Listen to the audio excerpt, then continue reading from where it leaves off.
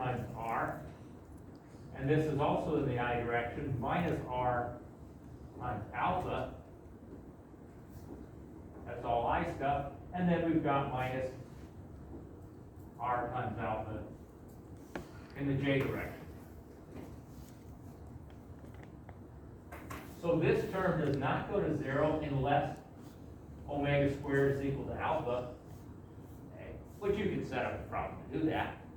Okay, but in general, they don't cancel out, whereas down here, these did cancel out always because they're exactly the same term. These two are in the same direction, okay, but they don't necessarily cancel out.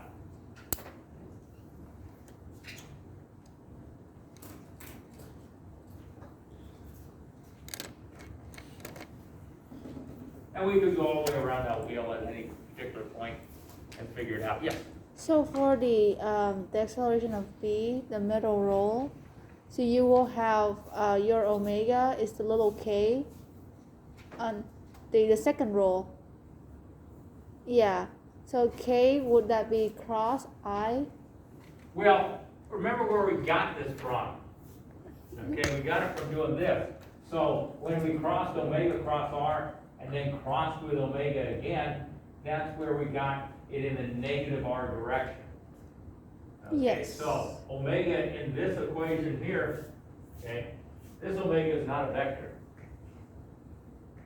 Okay, the r is a vector, but the omega is not a vector, but that's not what you asked, is it? No, it's the k. So you have omega cross r in the middle. So the k, the This one little here? k, yes. What would that cross with? Like k cross. So This is k cross. What is that? yeah, like what is that you write there?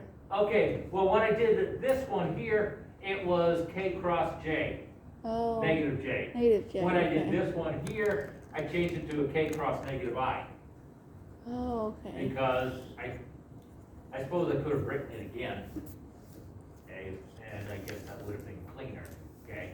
But with this one here, it was k cross negative j, because r was going in that direction, okay? When I did this one here, it was k cross negative I, because I was going in that direction, okay? So instead of writing it again, I just made a mess out of it. And then you couldn't read it. Does that make sense? Yeah, that makes Yeah, sense. okay, sorry about that. Okay, other questions? Okay. Well, let's put some numbers in and look at something that actually has a some values we can use.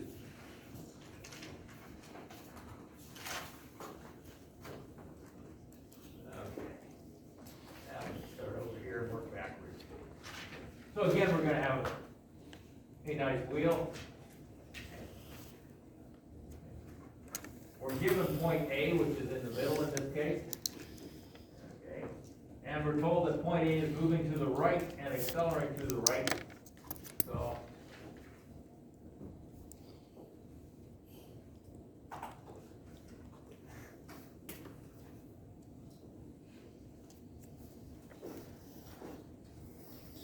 moving to the right.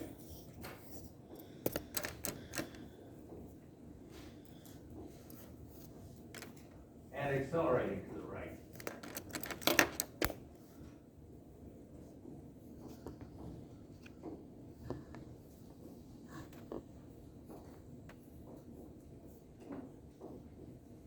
Okay. Saying that, okay, if it's moving to the right, okay, the only way it can move to the right is if it has an angular velocity going in the clockwise direction. Okay. If it's accelerating to the right, because this is our equation for acceleration, going to the right, then our angular acceleration also needs to be in the negative k direction or clockwise. Okay. So all those words are just saying that we've got an omega and an alpha both going in the clockwise direction. Okay. Now we're given magnitudes, okay, not vectors, magnitudes of point C, which I'll put on there in a minute, okay, that the velocity, the magnitude of the velocity is 2 meters per second. And the magnitude of the acceleration, also at point C, is equal to 14 meters per second squared. And what we want to do is we want to find the acceleration of point A.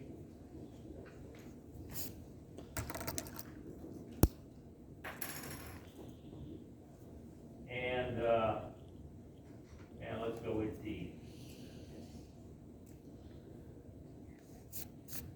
Okay, so point C is right out here at 90 degrees. And point D is up here at 45 degrees.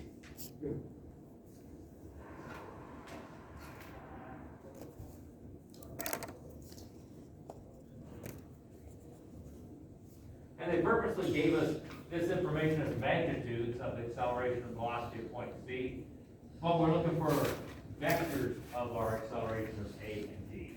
Okay. So that notation is real important.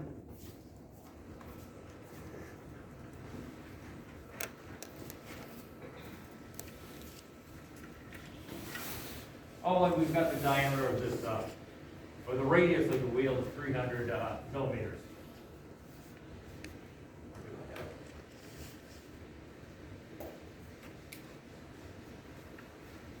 Radius is 300.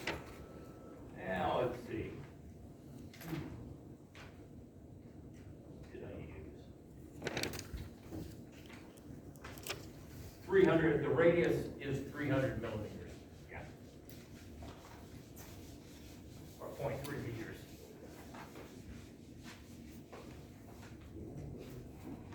Okay. So we're also given that R, I'm going to call this capital R, is 300 millimeters.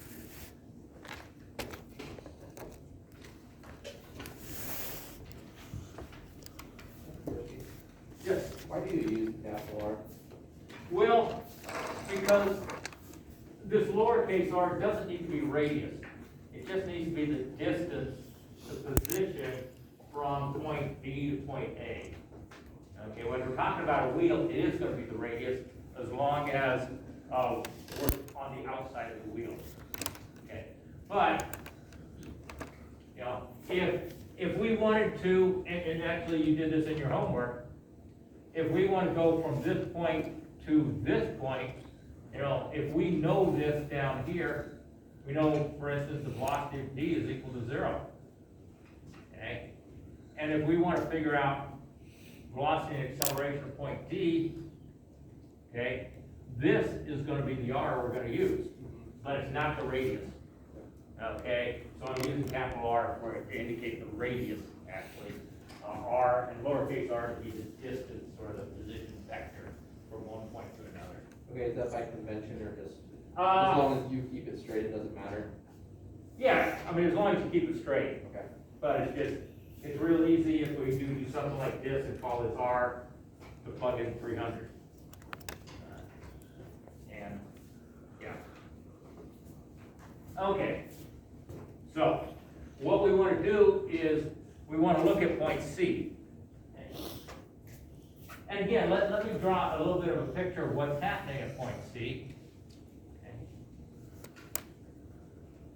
So we get a little better idea.